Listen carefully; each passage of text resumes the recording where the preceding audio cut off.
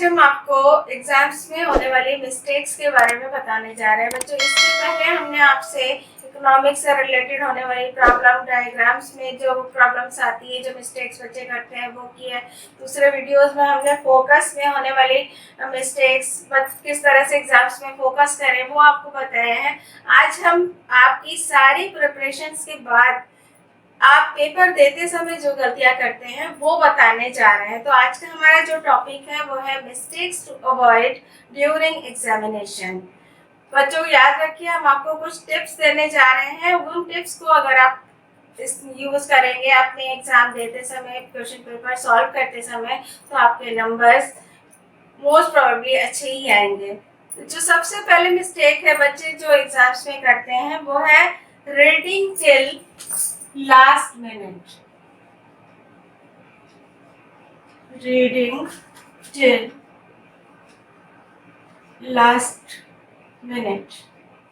बच्चों last minute क्या करते हैं? आप जनरली देखिए बच्चों की क्या हैबिट होती है, एग्जाम होने वाला है, आप एग्जाम हॉल के बाहर वेट कर रहे हैं कि कब बेल बजे और आप कब एग्जामिनेशन हॉल के अंदर जाएं। उस बीच का जो गैप होता है बच्चे क्या करते हैं, कॉपी खोलते हैं, बुक खोलते हैं, जो भी उनके पास अवेलेबल है, या तो आपस में डिस्कस करना शुरू कर देते हैं, इसका आंसर क्या होगा, इसका आंसर क्या होगा, या अपने आप ही वो रटे पड़े रहते हैं कि जब तक वो बेल नहीं बजेगी तब तक हम जितना याद कर पाए याद कर लें। बच्चों ये कभी नहीं करना चाहिए। लास्ट मोमेंट अगर आप पढ़ते हैं सब हौच पौच हो जाता है, आपके दिमाग में कई सारी चीजें चलने लगती हैं।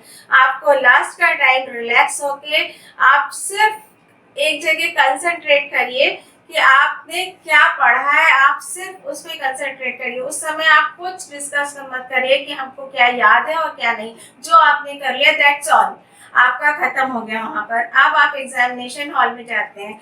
उसके बाद बच्चों क्या करते हैं, जब एग्जामिनेशन हॉल में गए, क्वेश्चन पेपर मिल गया, तो आपका जो नेक्स्ट स्टेप होता है, read the paper properly. Question paper को प्रॉपरली पढ़ना चाहिए अच्छे से। आप क्वेश्चन पेपर, बच्चों अब तो रीडिंग टाइम भी मिलता है, 15 मिनट आपके रीडिंग टाइम मिलते हैं। बच्चे उसमें कभी लाइन खींचना है, कॉपी में लाइन खींच रहे हैं या देख रहे हैं, नहीं, आपको उस समय क्वेश्चंस पढ़ने हैं ध्यान से। आपको उस समय जब आप क्वेश्चन पेपर पढ़ रहे होते हैं तो आपको उसमें अपने माइंडसेट में बिठा लेना चाहिए कि कौन सा क्वेश्चन आपके लिए वेरी इजी है, कौन सा डिफिकल्ट लेवल पे है, या कौन सा आप थोड़ा बहुत लिख सकते हैं। आपको ये सब चीजें क्वेश्चन पेपर रीड करते समय अपने दिमाग में सेट कर लेनी चाहिए। बच्चों जो एक तरीका होता है एग्जाम क्वेश्चन पेपर सॉल्व करने का, वो तरीका होता है आप सबसे पहले वेरी इजी क्वेश्चंस क्या है। जब आप इजी क्वेश्चन अच्छे से सॉल्व कर लेते हैं तो एक आपका कॉन्फिडेंस लेवल है जो वो बढ़ जाता है। जब कॉन्फिडेंस लेवल बढ़ जाता है तो आपको लगता है हाँ अब तो हम कर लेंगे। आपके दिमाग में एक ऐसी चीज आ जाती है कि आप रिलैक्स फील करने लगते हैं और आपको पुरानी बातें दिमाग में आने लगती है जो आपने उस सब्जेक्ट से रिलेटेड स्टडी की होंगी। फिर आप आइए, जो आपको लग रहा है डिफिकल्ट क्वेश्चन है आपके लिए, जो नहीं होता है, आप जब उस क्वेश्चन को अगर आपने सॉल्व कर लिया, आपको आधा या जो भी आता है, कुछ भी आता है, आप उसको सॉल्व करिए। अगर वो आप सॉल्व कर लेते हैं तो ठीक है, अगर आप वो नहीं सॉल्व करते हैं तो फिर से इजी क्वेश्चन पे आ जाइए। ये एक सीरियल आपको यूज करना चाहिए क्वेश्चन पेपर सॉल्व करते टाइम। उससे क्या होगा, आपका कॉन्फिडेंस लेवल डेवलप होता रहेगा और आप आगे के क्वेश्चंस बच्चों जो आप शुरुआत में कर लेते हैं ना, अगर आप शुरुआत में डिफिकल्ट क्वेश्चन को लेके बैठेंगे तो आपके दिमाग अगर मान लो परेशान हो गया तो आप पूरा का पूरा क्वेश्चन पेपर गड़बड़ कर देंगे। इसलिए होता है कि इजी टू इजी क्वेश्चंस को सॉल्व करते चलना चाहिए। जो थर्ड पॉइंट है वो है डू नॉट skip questions। बच्चों अभी हमने आपसे कहा कि question paper easy and difficult इस तरह से आप चलाइए। एक पॉइंट हम आपको ये भी बता रहे हैं कि स्किप क्वेश्चन को नहीं करना है। अगर आपको स्किप करना ही पड़ रहा है कि आपको क्वेश्चन बिल्कुल नहीं आता है, तो आपको क्या करना है, आपको उस क्वेश्चन को क्वेश्चन पेपर में सर्कल कर देना है पेंसिल से, ताकि आपको याद रहे जब आप पेपर रिवाइज करें तो हाँ ये क्वेश्चन अभी छूट गया है, इसको अभी सॉल्व करना है।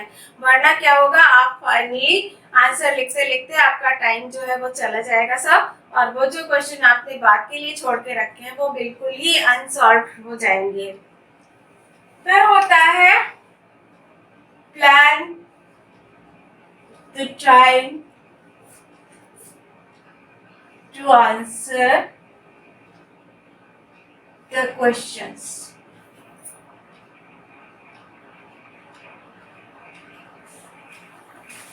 बच्चों इसके लिए आप बाहर जो मार्केट में कई सारी गाइड्स अवेलेबल होती है उनमें आपको पता होता है कि क्वेश्चन जैसे 10 मार्क्स के वेरी शॉर्ट आंसर क्वेश्चन आते हैं, फिर शॉर्ट आंसर क्वेश्चन आते हैं, फिर लॉन्ग क्वेश्चन आंसर आते हैं। इस तरीके से क्वेश्चन पेपर डिवाइड होता है 1 मार्क, 3 मार्क, 5 मार्क्स में। तो आपको उसमें आपको गाइड ब्लूप्रिंट मिल जाता है कि किस टाइम के लिए कितने क्वेश्चंस मिले हैं आपको क्वेश्चन पेपर में।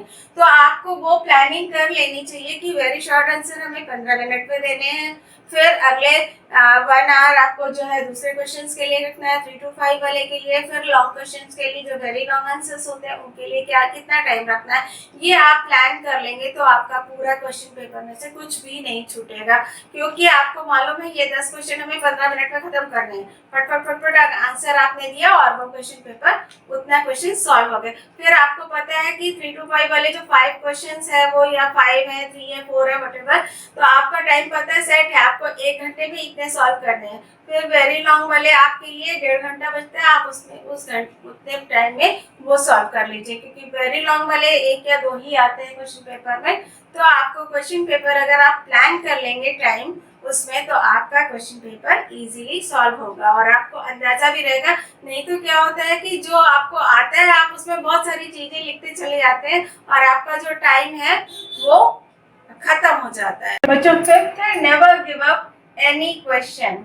नेवर गिव अप मतलब कि कोई भी क्वेश्चन को आप विदाउट अटेम्प्टिंग नहीं छोड़ना है। कुछ ना कुछ आपको 1, 2, 3 लाइन आपको जो भी आता है उससे रिलेटेड आपको उसको एक्सप्लेन करना है। कुछ ना कुछ तो आपने उसमें पढ़ा ही होगा, आपने बिल्कुल तो छोड़ा नहीं होगा। आपको अगर प्रॉपर आंसर नहीं भी आता है तो आप उससे रिलेटेड 2-3 लाइन आप उसमें जरूर लिखिए, क्योंकि इससे आपको 1 नंबर तो एटलीस्ट मिल जाएगा। अगर आप अटेम्प्ट ही नहीं करेंगे तो वहाँ पे 0 आ जाएगा। बच्चों अगर आपने कुछ भी उससे रिलेटेड मार्क लिखा है, it will get you 1 or 2 marks. तो ये ध्यान रखिए कि आपको कोई क्वेश्चन छोड़ना नहीं है। नेक्स्ट है never discuss question paper after examination.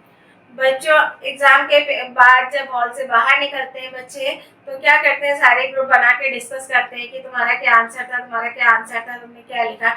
ये कभी नहीं करना चाहिए बच्चों। ये अगर आप डिस्कस करेंगे आपका आंसर ठीक है तो you will get satisfied, but अगर आपका आंसर गलत है तो क्या होगा, आप डिप्रेस्ड हो जाएंगे। आप डिप्रेस हो जाएंगे और अगला क्वेश्चन पेपर आपको जो सॉल्व करना है, अगला सब्जेक्ट है वो आपका अफेक्टेड हो जाएगा उससे। अगर आप डिप्रेस रहेंगे कि ये तो मेरा इतना खराब चला गया, कैसे हो गया, तो अब आप अगले क्वेश्चन पेपर की तैयारी आप प्रॉपरली नहीं कर पाएंगे, क्योंकि आपका माइंड अब डिस्ट्रैक्ट हो चुका होता है। तो ये आपको कभी नहीं करना है कि एग्जाम के बाद आप डिस्कशन करें। कुछ क्वेश्चन कुछ सब्जेक्ट ऐसे होते हैं जैसे मैथ्स है, इकोनॉमिक्स है, या आपका कोई भी मैथमेटिकल सब्जेक्ट है। फिजिक्स में कई बार यूनिट्स लिखना होता है, जैसे लाइक सेंटीमीटर है, किलोग्राम्स है। ये बच्चे अक्सर आंसर लिखते समय पूरे कैलकुलेशन तो कर देते हैं, लेकिन लास्ट में जब आंसर लिखते हैं तो वो लिखना भूल जाते हैं, उसको कोरिलेट नहीं करते, क्योंकि कई बार क्वेश्चन में सेंटीमीटर किलोमीटर दोनों ही चीजें दी हुई होती, तो आपका आंसर किस फॉर्म में है वो यूनिट आगे लिखी होनी चाहिए, तभी आंसर प्रॉपर होता है। उसके बाद है make a box on your answers to make the job of teacher easy. ये इसलिए है बच्चों, स्पेशली मैथमेटिकल सब्जेक्ट्स जितने भी होते हैं, फिजिक्स है या मैथ्स है, इनमें कई बार बहुत लेंदी आंसर हो जाते हैं।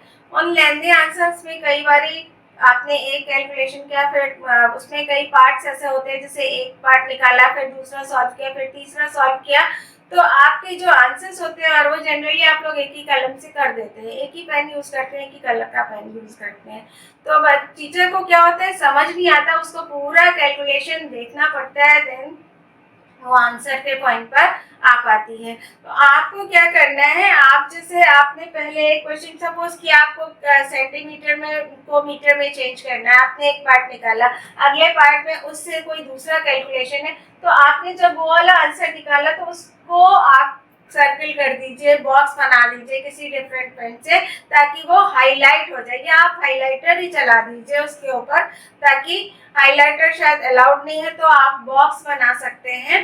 तो आप बॉक्स बना के आप एक अट्रैक्ट कर सकते हैं कि हाँ आपने डिफरेंट कलर से उसको कर दिया, या रेड पेन या जो भी कलर अलाउड है एग्जाम में आप उससे कर देंगे, तो वो टीचर के लिए एक इजी हो जाएगा देखने में, जब वो चेक करता है तो उसको इजीली आंसर्स फोकस हो जाएगा। आप उससे आपने फिर दूसरी चीज की, फिर दूसरे को वो कर दिया। इसी तरह से अगर आप इस तरह से कैलकुलेशन को आंसर्स अपने रिप्रेजेंट करेंगे तो वो आंसर चेक करने में टीचर को इजी होगा। और जब कोई खुश होता है तो बच्चे जानते ही वैसे ही उसके माइंडसेट में आपका एक इमेज अच्छी बन जाती है, और आपकी कई गलतियां, छोटी छोटी गलतियां कई बार अवॉइड भी कर सकता है टीचर। तो ये चीज़ें आप अगर आप करेंगे तो आपका जो क्वेश्चन है पेपर है वो अच्छे से सॉल्व होगा, आपको मार्क्स स्कोर करने में इजी होगी, और आपका जो परसेंटेज है वो बढ़िया हो सकता है।